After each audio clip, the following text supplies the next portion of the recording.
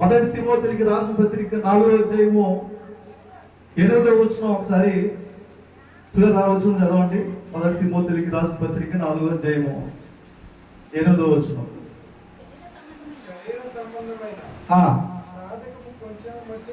కొంచెము మట్టుకే దైవభక్తి ఇప్పటి జీవము విషయంలోను వాగ్దానముతో కూడినందున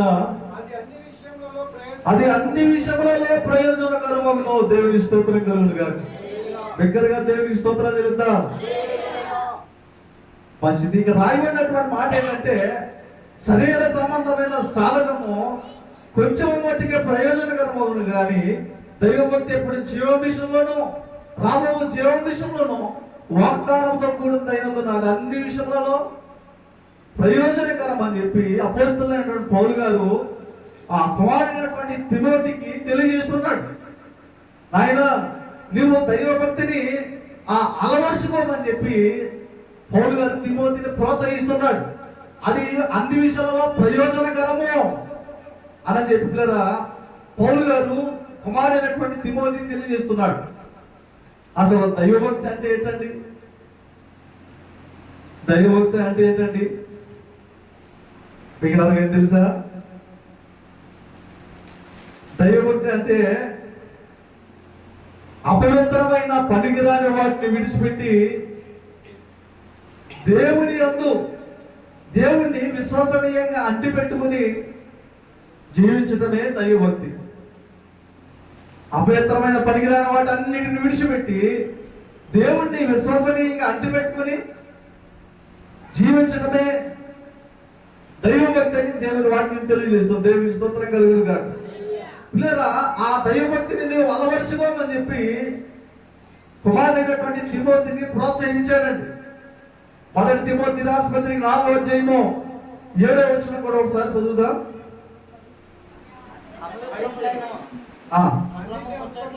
అపవిత్రములైన ముసలమ ముచ్చటలను విసర్జించి దేవభక్తి విషయంలో నీకు నీవే సాధకము చేసుకోవడము. సాధకము కొంచెం మట్టికే ప్రయోజనకరమగును కానీ ఇప్పటి జీవం విషయంలోను వాగ్దానంతో కూడినందున అది అన్ని విషయంలో ప్రయోజనకరమగును. దేవుని స్తోత్రం కలుగును గాక. అపవిత్రములైన ముసలమ ముచ్చటలను విసర్జించి దేవభక్తి విషయంలో నీకు నీవే సాధకం చేసుకోవాలంట. అపవిత్రములైన ముసలమ ముచ్చట్లు ఏంటండి? పిల్లరా, ఇప్పటికే అపవాది తనకు సమయం కొంచెమే అని చెప్పి లోకంలో తన వారందరినీ పోగు చేసుకుని పరిశుద్ధుల మీదకి సేవకుల మీదకి దేవుడు నమ్మినటువంటి ప్రతి ఒక్కరి మీదకి అపవాది తన వారిని లేపుతోందండి. అక్కడ ప్రార్థన జరుగుతుంది, అక్కడ సువార్త చేస్తున్నారు. మీరు అలాంటి వారిని అడ్డుకోండి, వారి మీద పేడపోయండి, నీళ్ళు చెప్పండి, కొట్టండి అని చెప్పి అపవాది ఇప్పటికే తన వారిని రేపుతుందండి. ఏమండి, లోకంలో తన వారిని అపవాది ఏర్పాటు చేసుకుని పరిశుద్ధుల మీదకి లేపుతోంది. అందుకని అనేక మంది శ్రమపడుతున్నారు, అనేక మంది నిందలు మోపబడుతున్నారు. పరిశుద్ధుల విశ్వాసులు తనకు సమయం కొంచెమని చెప్పి గర్జన సింహంలాగా అపవాది తిరుగులాడతాడండి. నా మాటలు మీకు అర్థమవుతుంది అండి. అది సమయం కొంచెమని చెప్పి తిరుగులాడుతున్నాడు. ఏర్పరచబడ్డ వారు సైతం కూడా అపవాది లోకంలో లాగేస్తాడండి. ఏర్పరచబడినటువంటి వారు సైతం మేము పరిశుద్ధులము, మేము ఎప్పటి నుంచో ప్రార్థన చేస్తున్నాం, మా పునాది యేసుక్రీస్తులో స్థిరమని చెప్పి సేవ చేస్తున్నటువంటి గొప్ప గొప్ప సేవకులే, విశ్వాసులే, పరిశుద్ధులే ఈనాడు చూస్తే లోకంలో పడిపోతున్నారండి. కారణం ఏంటంటే అపవాది లోకంలో పడవేస్తుందండి. తనకు సమయం వచ్చి ఆయన తిరిగిలాడుతుంటే మనం మౌనంగా కూర్చుంటే ఎట్లా? మనం మౌనంగా కూర్చుంటే ఎట్లా అండి? మనం కూడా లోకంలో బయలుదేరాలి. దేవుని సువార్త నిమిత్తం లోకంలో బయలుదేరాలి. దేవుని పక్షంలో సువార్త చేసే వారికి మనం ఉండాలి. మనలో కూర్చుంటే ఎట్లా? ఈ లోకంలో అనేక మంది పక్షులు చంపబడిపోతారే, అనేక మంది మీద నిందపడుతాయే, అవమానాలు పాలవుతారే. మనం కూడా మౌనం కూర్చుంటే ఎట్లా అండి? ప్రార్థించడానికి మనం ముందుకు రావాలండి. ఈ లోకము, ప్రపంచం గురించి, రాష్ట్రం గురించి ప్రార్థించడానికి మనం ముందుకు రావాలి. ఖాళీగా కూర్చోకూడదు. ముసలమ్మ ముచ్చట్లు చెప్పుకొని అపవిత్రమైనటువంటి ముసలం ముచ్చట్లతో మన కాలం గడిపే వారికి మనం ఉండకూడదండి. వెళ్ళి ఇంటింటికి తిరుగుతూ ఉంటుందేమా, అక్కడ దేవుడి మాటలు చెప్పుకుంటే పర్వాలేదు. ఏం కూర ఉండేవు, ఏం బట్టలు కొట్టుకున్నావు, ఏ బంగారం ఎప్పుడు చేయించుకున్నావు, అది ఎప్పుడు చేయించుకున్నావు, ఇది ఎప్పుడు చేయించుకున్నావు, ఇవి పనికిరాని మాటలే. ఏమండి, ఈ కడవరి దినాల్లో మనం కలిగి వస్తున్నటువంటి ఏంటంటే ప్రార్థన జీవితం మనం కలిగి ఉండాలండి. ప్రార్థన జీవితం మనం కలిగి ఉండాలి. దేవుడికి స్తోత్రం కలుగునుగా. నువ్వు కలిగి ఉన్నావా? అపోస్తలుడైన పౌలు గారు తన కుమారుడికి దైవభక్తులను అలవరుచుకో అని చెప్తున్నా. నేను మీకు చెప్తున్నా, దైవభక్తిని మీరు అలవరుచుకోండి. ముసలమ్మ ముచ్చట్లు విడిచిపెట్టండి. ఇవి పనికిరానివి, దేవుని రాజ్యానికి అవి తీసుకెళ్ళేవి కాదు. శరీర సంబంధమైనటువంటి విషయాలు, ఈ లోక సంబంధమైనటువంటి విషయాలు కొంచెం మట్టికి ప్రయోజనకరం అవుతుంది. కానీ దైవభక్తి పడి జీవ విషయంలోనూ, రాబో జీవ విషయంలోనూ వాగ్దానంతో కూడినందున అది అన్ని విషయాల్లో ప్రయోజనకరం అవుతుంది. దేవుని స్తోత్రం కలుగునుగా. ఆ దైవభక్తిని నువ్వు అలవర్చుకోవాలి. లూదియా అయినటువంటి దైవభక్తి గల స్త్రీ ఒక ఆమె ఉంది. ఆమె ఓదారగా పొడి అమ్ముకోను తులిదైన పట్టస్తురాలు. దైవజనుడు ఒకసారి వాక్యం చెప్తూ ఉంటే ఆయన పక్కన పెట్టేసి వాక్యం మందు మనసు ఉంచింది. ఆమె జీవితం మార్చిపడిపోయింది, ఆమె కుటుంబం కూడా మార్చిపడిపోయింది. దేవుని స్తోత్రం కలుగునుగా. ఇది మనకు అందరికీ తెలుసు. ఆమె ఏ స్త్రీ అని చెప్పండి, దైవభక్తి కలిగిన స్త్రీ. దైవభక్తి కలిగిన స్త్రీ అని చెప్పి ఆమెకు పేరు. మరి నీకేం పేరు సంఘంలో? ప్రార్థన పూర్ణమైనటువంటి స్త్రీ, దైవభక్తి కలిగిన స్త్రీ, పరిచర్య చేసే స్త్రీ. ఈ పేరు మీరు కలిగి ఉండాలి. ఏ పేర్లు? భక్తి కలిగిన స్త్రీలు తగినట్లుగా మీరు ఉండాలి. ఒకసారి అదే తిమోతి రాసిన పత్రిక 6వ అధ్యాయము 6వ వచనం ఒకసారి చదువుదాం పిల్లరా. సంతుష్టి సహితమైన దైవభక్తి గొప్ప లాభ సాధనమై ఉన్నది. దేవుని స్తోత్రం కలుగునుగా. ఏ భక్తి అంటండి? సంతుష్టి సహితమైన దైవభక్తి గొప్ప లాభ సాధనమై ఉన్నదంటండి. లాభ సాధనమై ఉన్నది. ఆ భక్తిని, ఆ దైవభక్తిని మనం అలవర్చుకోవాలి. దానియేలు జీవితం నుండి దైవభక్తి వలన కలిగినటువంటి ప్రయోజనాలు ఏంటో అతని జీవితం నుండి కొన్ని విషయాలు పిల్లలు మీకు తెలియజేస్తాను. దైవభక్తి కలిగినటువంటి దానియేలు ఏం చేయబడ్డాడంటే, అతడు దైవభక్తి కలిగి ఉన్నందున అతడు కాపాడబడ్డాడండి. దైవభక్తి మనల్ని కాపాడుతుంది. నా భక్తి నన్ను కాపాడుతుంది, నీ భక్తి నిన్ను కాపాడుతుంది. దానియేలు కలిగినటువంటి దైవభక్తి దానియేలును కాపాడింది. దేవుని స్తోత్రం కలుగునుగా.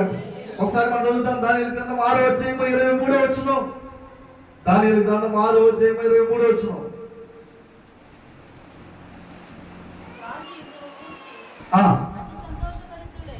అది సంతోషభరితుడై పైకి తీయుడని ఆజ్ఞయ్యగా బయటకు తీసిరి.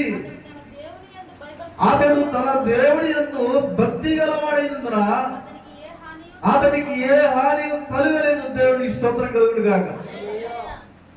అతడు ఏం కలిగి ఉన్నాడు? తన దేవుడి యందు భక్తి గలవాడైనందున అతనికి ఏ హాని కలగలేదు. దేవుని స్తోత్రం కలుగునుగా. రాజు అతని దగ్గరికి వచ్చేసాడు. ఆ సింహాల పోలు వచ్చి దానియేలు బయటికి తీయండి అని చెప్పి రాజు పలికాడు. దానియేలుని కాపాడింది ఏంటో తెలుసండి? సింహాల నోటి నుండి దానియేలుని కాపాడింది ఏంటో తెలుసండి? దైవభక్తి.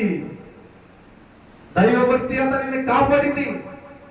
మన భక్తి మనల్ని కాపాడుతుంది. దానియేలు గ్రంథము అదే. దానియేలు గ్రంథం 6వ అధ్యాయం 16వ వచనం కూడా ఒకసారి చదువుదాం. 6వ అధ్యాయం 16వ వచనం. ఆజ్ఞయ్యగా దానియేలును పట్టుకొని పోయి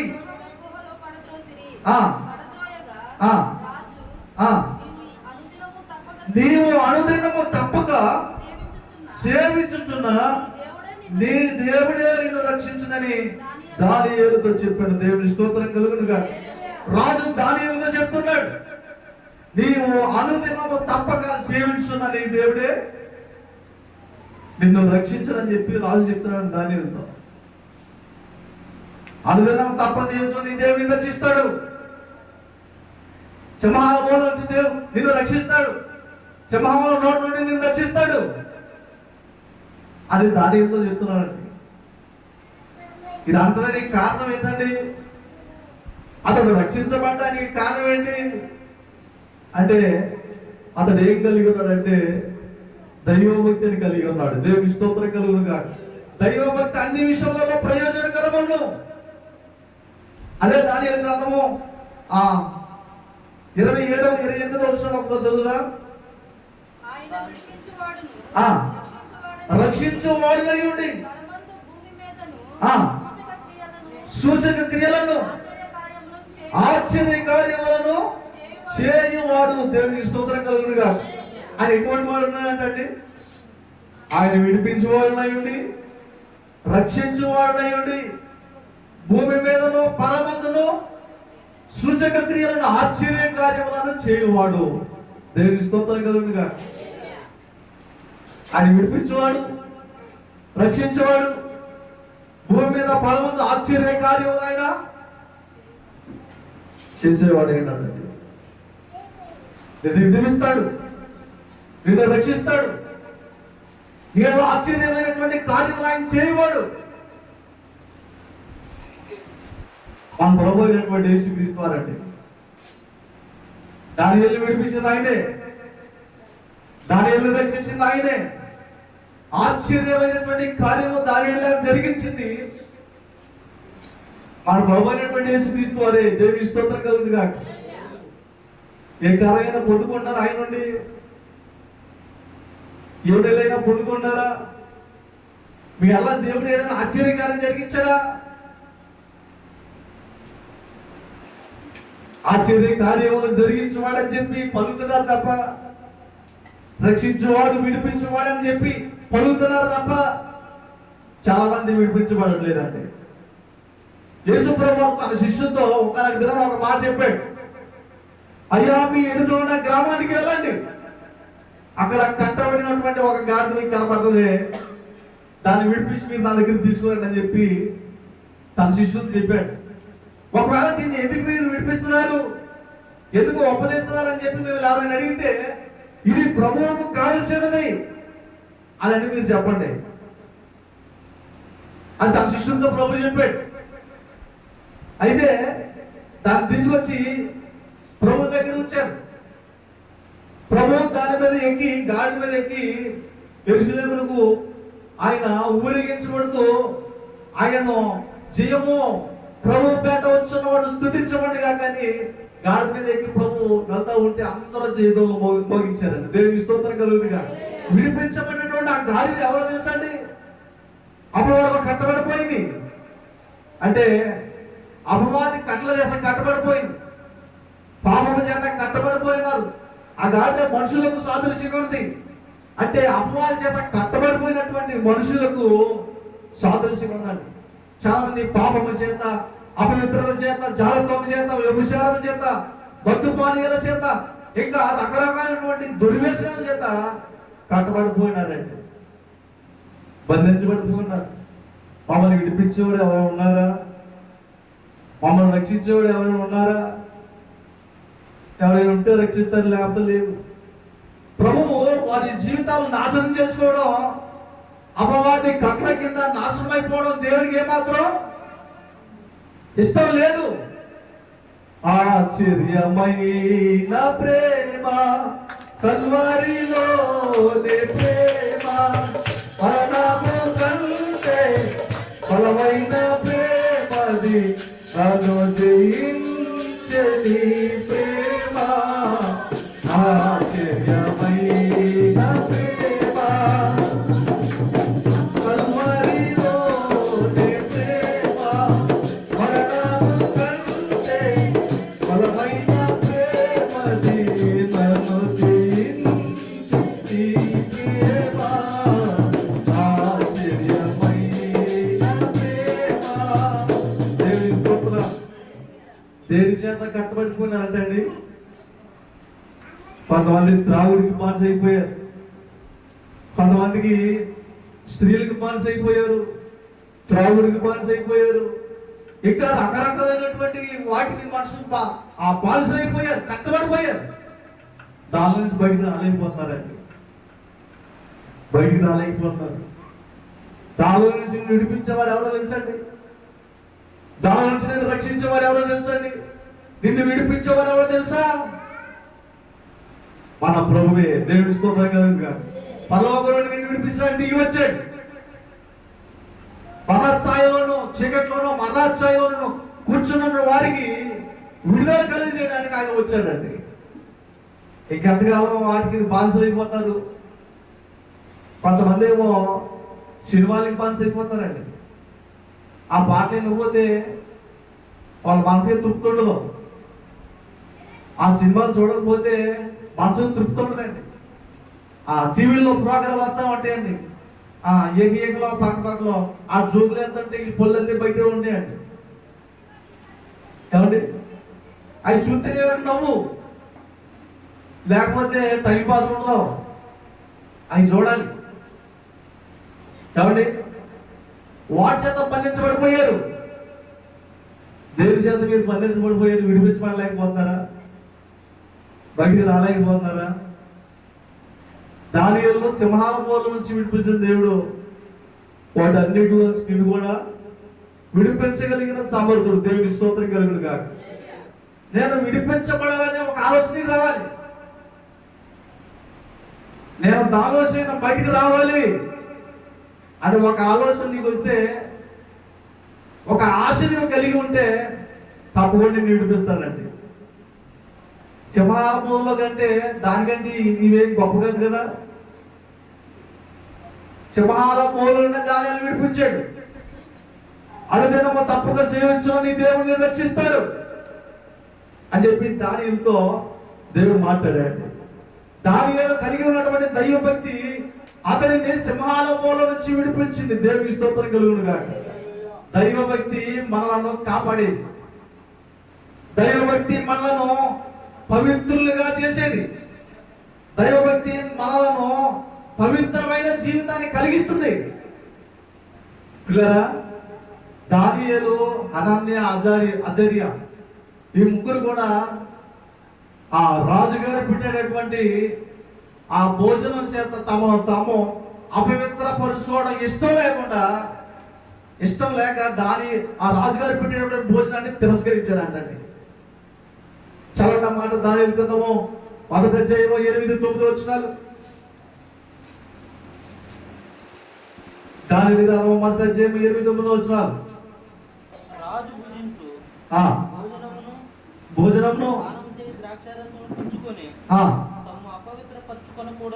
తన్ను అపవిత్రపరచుకోకూడదని దానియేలు ఉద్దేశించి తాను అపవిత్రుడు కాకున్నట్లు వాడిని పుచ్చుకొనకుండా సెలవిమ్మని అధిపతిని వేడుకొనగా. చాలండి. దేవుని స్తోత్రం కలుగునుగా. రాజు పూజించు భోజనము పానం చేయి ద్రాక్షారసమును పుచ్చుకొని తను అపవిత్రపరచుకోకూడదని దానియేలు ఏం చేశాడండి? ఒక ఉద్దేశం, ఒక ఆలోచన కలిగి ఉన్నాడంట. రాజుగారి భోజనం ఎట్టుంటుందండి? పంచపక్ష పరమాణాలు కలిగి ఉంటాయి. ఆ భోజనం చూడగానే చాలా మందికి ఆశ కలిగి ఉండొచ్చు, అబ్బా ఎంత గొప్ప భోజనం రా, రాజు భోజనం. ఆ భోజనాన్ని కూడా ఈ ముగ్గురు తిరస్కరించారు. తమ్ముడు ఈ భోజనం అపవిత్రపరిచేది. ఆ భోజనాన్ని తిరస్కరించి కూరగాయల భోజనం తినడానికి వాళ్ళు ఇష్టపడ్డారంట. దేవుడి స్తోత్రం కలుగును గాక. కూరగాయల భోజనం తినడానికి ఇష్టపడ్డారు. వారి ముందు ఎంత మాంసాహారం కాకుండా తినాలనే ఆశ ఎంత ఉన్నా కానీ దాన్ని ఏం చేశారంటే వాళ్ళు తిరస్కరించారు. ఎందుకంటే పవిత్రంగా బతకడానికి, పరిశుద్ధమైన జీవితం జీవించడానికి దాన్ని మరి మనం ఎలా కలిగి ఉన్నాం, మనం ఎలా ఉన్నాం? ఎక్కడైనా మంచి మాంసాహారం దొక్కునేటువంటి భోజనాలు, అన్ని వెరైటీలు దొక్కునేటువంటి భోజనాలు అక్కడ పెట్టారు అనుకోండి, ఒరే అక్కడ భోజనాలు పెడుతున్నారు, అన్ని వెరైటీలు వేస్తున్నారా, ఏ మాంసం లేదు అక్కడ అన్ని రకాలైనటువంటి భోజనాలు పెడతారు. ఎలా రండి అని చెప్పి ఈ భక్తిని మర్చిపోతారు. అది ఆ భోజనం మనల్ని అపవిత్రపరిచేది అని చెప్పి ఇది మర్చిపోతారు. కడుపు నింపుకోవడానికి, ఏమంటే ఆ రోజున కడుపు నింపుకోవడానికి ఎవడి ఆ భోజనం తినేస్తూ ఉంటారు. కానీ ఈ ముగ్గురు అయితే, దానియేలు, అననీయ, అజర్యలు, ఈ ముగ్గురు అయితే ఆ భోజనాన్ని తిరస్కరించారండి. ఎందుకంటే ఆ భోజనం అపవిత్రపరిచేది కాబట్టి దానికి దూరంగా ఉన్నారు. దైవభక్తి మనలను పవిత్రమైన జీవితాన్ని కలిగిస్తుంది. దైవభక్తి కలిగి ఉంటే ఆ భోజనానికి ఆశపడరు. ఏమండి, పచ్చి పులుసు అన్నమైనా, ఆ గింజ పోసిన అన్నమైనా తినడానికి ఇష్టపడతారు. కానీ అపవిత్రమైన భోజనం చేయడానికి దైవభక్తి కలిగినటువంటి వారు ఇష్టపడరు. దైవభక్తి మనల్ని కాపాడుతుంది. దైవభక్తి మనను పవిత్రమైన జీవితాన్ని కలిగిస్తుంది. దైవభక్తి ఏ నేర్పిస్తుందంటే ప్రార్థన నేర్పిస్తుంది. దేవుని స్తోత్రం కలుగును గాక. దైవభక్తి మనకు ప్రార్థన నేర్పిస్తుంది. దానియేలు గ్రంథము 2వ అధ్యాయము 18-19 వచనాలు ఒకసారి చదువుతా. దానియేలు గ్రంథము 2వ అధ్యాయము 18-19 వచనాలు. తానును తన స్నేహితులను బబులోనులో తక్కిన జ్ఞానులతో కూడా నశింపకున్నట్లు ఆ కల యొక్క మర్మ విషయంలో పరలోకమందున్న దేవుని వలన కటాక్షము పొందు నిమిత్తమై ఆయనను వేడుకొనుడని వారిని హెచ్చరించిన దేవుని స్తోత్రం కలుగును గాక. వారు ఏం చేశారంటే పరలోకమందున్న దేవుని మర్మము పొందుకున్నట్లు, దేవుని కటాక్షము పొందు నిమిత్తమై ఆయనను వేడుకుందామని చెప్పి వారు ఏం చేశారంటే హెచ్చరించారంట. వాళ్ళు ప్రార్థన చేశారు. ప్రార్థన చేసినప్పుడు దేవుడు వారికి దర్శనం ఇచ్చాడు. తన మర్మమును వారికి తెలియజేశాడండి. 6వ అధ్యాయము 10వ వచనం కూడా ఒకసారి చదువుదాం. 6వ అధ్యాయము 10వ వచనం, దానియేలు గ్రంథం 6వ అధ్యాయము 10వ వచనం. చేయబడినని దానియేలు తెలుసుకొనినను తన ఇంటికి వెళ్ళి యథాప్రకారముగా అనుదినము తన ఇంటి పైగది కిటికీలు తెరిచి యెరూషలేము తట్టునకు తన దేవునికి ప్రార్థన చేయొచ్చు, ఆయనను స్తుతించుచు వచ్చిన దేవుని స్తోత్రం కలుగును గాక. అనుదినం ముమ్మారు దేవునికి ప్రార్థన చేస్తున్నాడు. ఇటు శాసనం చేయబడిన తెలుసు కూడా, ప్రార్థన చేయకూడదని తెలుసు కూడా, అతను ఏం చేస్తున్నాడంటే ప్రార్థన చేస్తున్నాడండి. రాను కడవరి దినాల్లో ప్రార్థన చేయకూడదని ఒక శాసనం గవర్నమెంట్ ప్రభుత్వం నుంచి వెలువడుతుంది. అటువంటి పరిస్థితులు ఏం చేయాలి? దానియేలు యొక్క జీవితాన్ని మనం ఆదర్శంగా తీసుకోవాలి. దానియేలు యొక్క జీవితాన్ని మనం ఆదర్శంగా తీసుకోవాలి. ఎట్టి శాసనము వేయబడినా కానీ ప్రార్థన మాత్రం నేను మానను అని చెప్పి దానిలో ఒక ఆలోచన కలిగి ఉన్నాడు, దైవభక్తి కలిగి ఉన్నాడు. దేవుని స్తోత్రం కలుగును గాక. అతను మానలేదండి, ప్రార్థన చేయడం మానలేదండి. ఏమండి, దైవభక్తి మనలను వర్ధిల్ల చేస్తుంది. దైవభక్తి మనకు ప్రార్థన నేర్పిస్తుంది.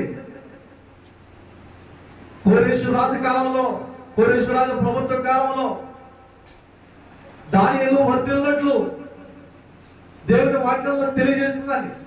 ఎన్ని ప్రభుత్వాలు మారినా కానీ దానియేలు మాత్రం వర్ధిల్లడని రాయబడి ఉంది. దాని విధంగా మొదటి వచ్చిన మొదటి 2 వచనాలు చదువుతారా? అధిపతులుగా ఉండుటకై 120 మందిని నియమించుటకు దర్యావేషులకు ఇష్టమాయుడు దేవుని స్తోత్రం కలుగునుగా. దర్యావేషు పారసీకుడకు కోరేషు రాజుకాలంలో దానియేలు వర్ధిల్లాడు. రాజులు ఎంతమంది అయినా వారిని, కానీ దానియేలు మాత్రం ఏ రోజు వచ్చినా వర్ధిల్లుతున్నాడు. కారణం ఏంటంటే దైవభక్తి కలిగి ఉన్నాడు. ఈ మనం ఉంటున్నటువంటి ప్రభుత్వంలో ఒక ప్రభుత్వం వస్తే ఏదో ఆ ప్రభుత్వానికి సంబంధించిన వ్యక్తులు వర్ధిల్లుతారు. వేరే ప్రభుత్వం వచ్చిందనుకోండి, ముందు ప్రభుత్వం వారు నోరు మూసుకుంటాల్సిందే, వారు వర్ధిల్లడానికి అవకాశం లేదు. కానీ దర్యావేషురాజు వచ్చిన, పారసీకుడు కోరేషురాజు వచ్చిన దానియేలు మాత్రం దినదినం వర్ధిల్లుతున్నాడు. దేవుని స్తోత్రం కలుగునుగా.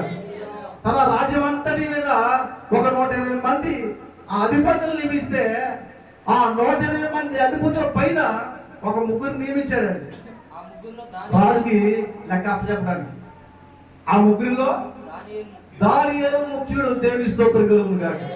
120 మంది అధిపతుల పైన 3 ఉంటే ఆ 3లో దానియేలు ముఖ్యుడు. కారణం ఏంటంటే దేవుడి యందు భక్తి కలిగి ఉన్నాడు, దైవభక్తి కలిగి ఉన్నాడు. కాబట్టి అతను దినదినం వర్ధిల్లుతున్నాడు. నేను అంటాను, నీవు కూడా దైవభక్తి కలిగి ఉంటే దేవుడు నిన్ను వర్ధిల్ల చేస్తాడు. దేవుడు నిన్ను వర్ధిల్ల చేస్తాడు. ఆయన తన దూతను నీకు కావలిగా ఉంచుతాడండి. కీర్తన గ్రంథము 34వ కీర్తన ఒకసారి మనం చదువుదాం. కీర్తన గ్రంథము 34వ కీర్తన 7వ వచనం ఒకసారి చదువుదామండి. ఆయన దూత కావలి ఉండి వారిని రక్షించిన దేవుని స్తోత్రం కలుగునుగా. యెహోవా యందు భయభక్తులు గల వారి చుట్టూ ఆయన దూత కావలి ఉండి వారిని రక్షిస్తును. ఒకవేళ రక్షిస్తే పర్వాలేదు, రక్షించకపోయినా కానీ ఆయనను విడిచిపెట్టే ప్రసక్తి లేదు. దేవుని స్తోత్రం కలుగునుగా. అగ్ని కూడా మమ్మల్ని వేసినా కానీ, మా దేవుడు రక్షించినా రక్షించకపోయినా కానీ దేవుడు నిలబెట్టించిన విగ్రహానికి మాత్రమే మొక్కం అంటే ఒక తీర్మాన రాజు అని చెప్పేశారు. రక్షించకపోయినా పర్లేదు, రక్షించినా పర్వాలేదు, దేవుడు రక్షిస్తాడు, దేవుడు ఆశీర్వదిస్తాడని చెప్పారు అనుకోండి. ఒక్కొక్కసారి దేవుని ఆశీర్వాదం రాకపోయి కష్టాన్ని నష్టాలు వచ్చినాయి అనుకోండి, నువ్వు ఆశీర్వదిస్తావని చెప్పే కదా మా దేవుడు, మాకు కష్టాలు వచ్చినాయని చెప్పి నన్ను ప్రశ్నించే అవకాశం ఉంది. ఆ మాట మీకు అర్థమైందండి. దేవుడు ఆశీర్వదిస్తాడు, దేవుడు దీవిస్తాడు, దేవుడు వివాహం చేస్తాడు, ఉద్యోగం ఇస్తాడు అని నేను చెప్తా ఉన్నాను అనుకోండి. నీకు ఉద్యోగం రాకపోతే, నీకు ఆశీర్వాదం రాకపోతే మరలా నువ్వు వచ్చి నన్ను ప్రశ్నిస్తావు. అందుకని ముందే చెప్తున్నా, ఆశీర్వదించినా సంతోషించండి, ఆశీర్వదించకపోయినా కానీ ఆయన సంతోషించండి. దేవుని స్తోత్రం కలుగునుగా. దేవుని దూత కాపాడినా కానీ సంతోషించండి, కాపాడకపోయినా మీరు దేవుని సంతోషించాలి. దేవుని స్తోత్రం కలుగునుగా. మనం ఎందు నిమిత్తం ఆయన వెంబడిస్తున్నామంటే ఆయన రాజ్యం నిమిత్తం. కాపాడకపోయినా కాపాడకపోయినా పర్వాలేదు, కానీ ఆయన రాజ్యం నాకు దక్కితే చాలని చెప్పి అదే విశ్వాసంతో అనే గురిత మనం బ్రతికి ఉండాలి. దేవుని స్తోత్రం కలుగునుగా. ఇది నా దైవభక్తిని మనం అలవరుచుకోవాలి. పౌలు గారు తిమోతికి చెప్పినట్లుగా దైవభక్తిని మనం అలవరుచుకోవాలి. ఇది ఎప్పటి జీవం విషయంలోనూ రాబో జీవం విషయంలోనూ వాగ్దానంతో కూడిన అయినందున అది అన్ని విషయంలో ప్రయోజనకరమని దేవుని వాక్యం తెలియజేస్తుంది. అది దైవభక్తి నువ్వు కలిగి ఉన్నావా? దైవభక్తి నువ్వు కలిగి ఉంటే నువ్వు రక్షించబడతావు. దైవభక్తిని కలిగి ఉంటే అది ప్రార్థన నేర్పుతుంది, పవిత్రమైన జీవితం జీవించినట్లు అది నిన్ను చేస్తుంది. దైవభక్తిని కలిగి ఉంటే నిన్ను వర్తిల్ల చేస్తుంది.